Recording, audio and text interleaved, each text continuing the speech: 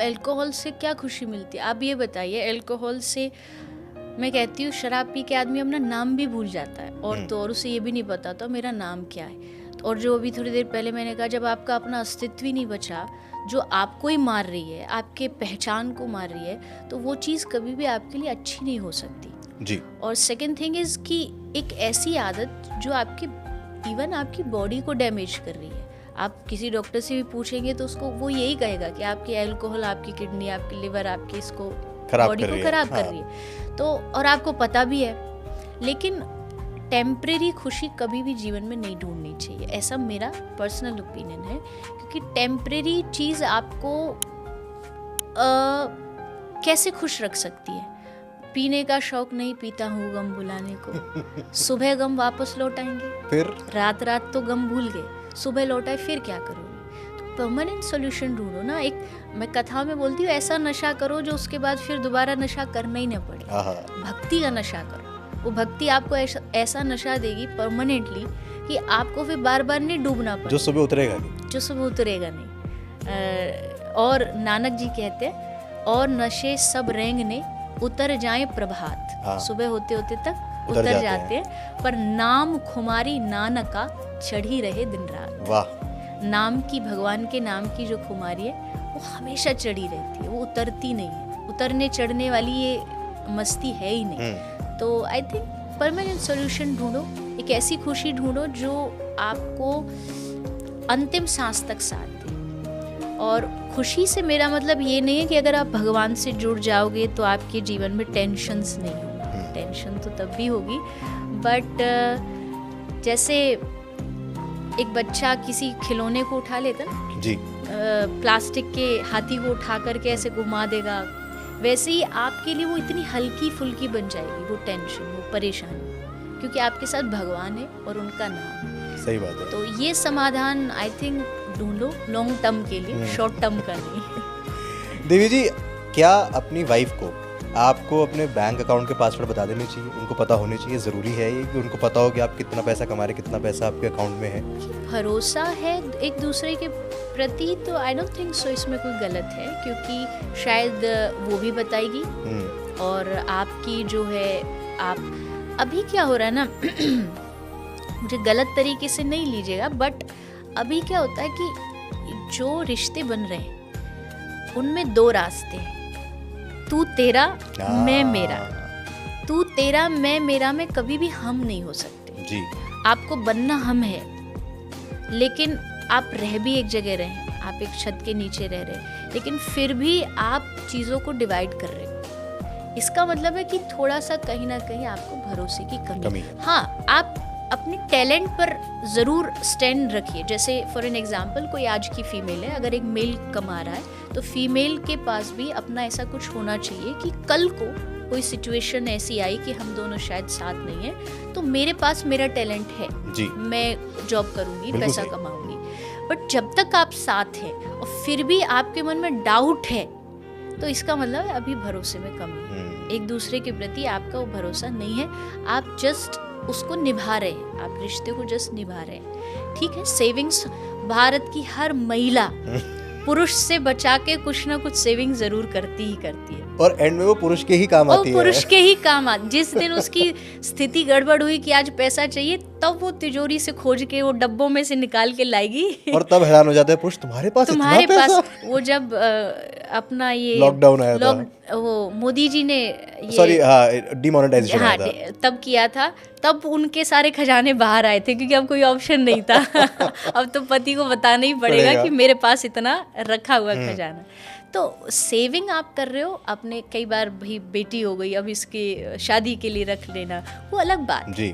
But उसमें divide करना कि तेरा ये है मेरा ये है, तो मुझे लगता है कि उसी के कारण रिश्तों में आजकल थोड़ी सी कड़वाहट और भरोसा कम आ रहा है। जब शादी कर ली फिर हमारा है साथ में है, फिर मेरी खुशी भी हमारी है, दुख भी हमारा, तुम्हारा गम भी हमारा है। बिल्कुल वो सीन है।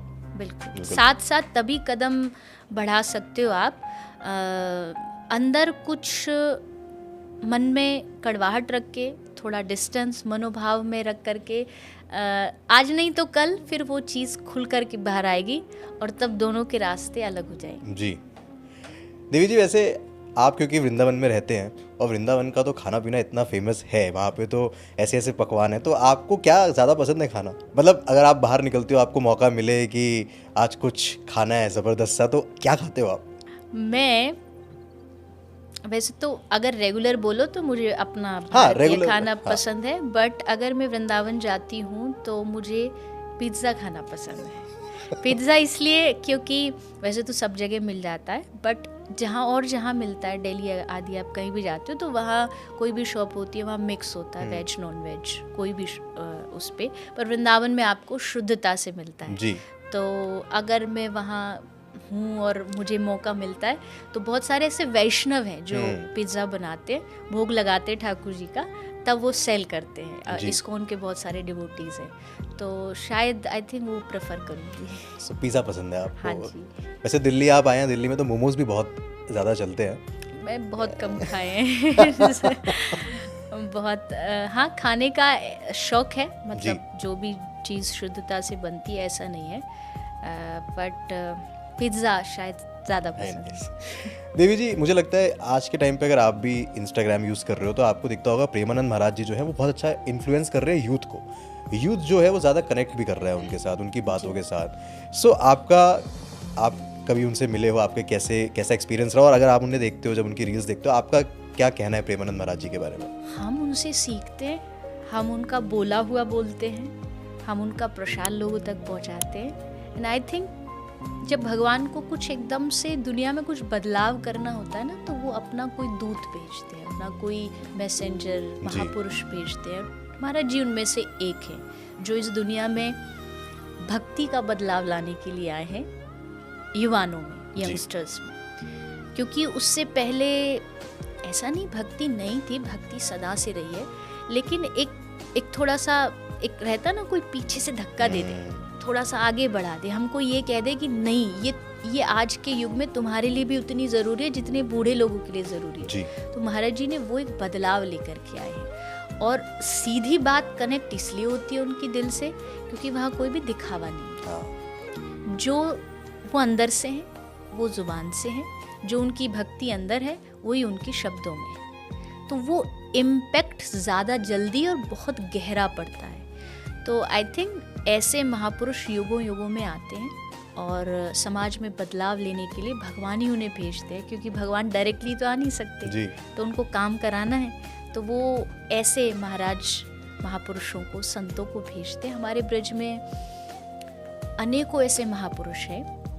हाँ, महाराज जी थोड़ा सा मीडिया में अधिक दिखने को मिलते हैं, लेकिन और भी ऐसे अनेक महापुरुष हैं जिनकी वाणी लोगों के जीवन को बदल रही है, और महाराज जी तो उनमें सबसे सर्वश्रेष्ठ है ही। और मुझे लगता है सबको सुनना चाहिए। मुझे कोई पूछता भी है, बहुत सारे कभी कभी बच्चे उलझे हुए होते हैं, क्या करें, तो मैं कहा महाराज जी को सुनो बस।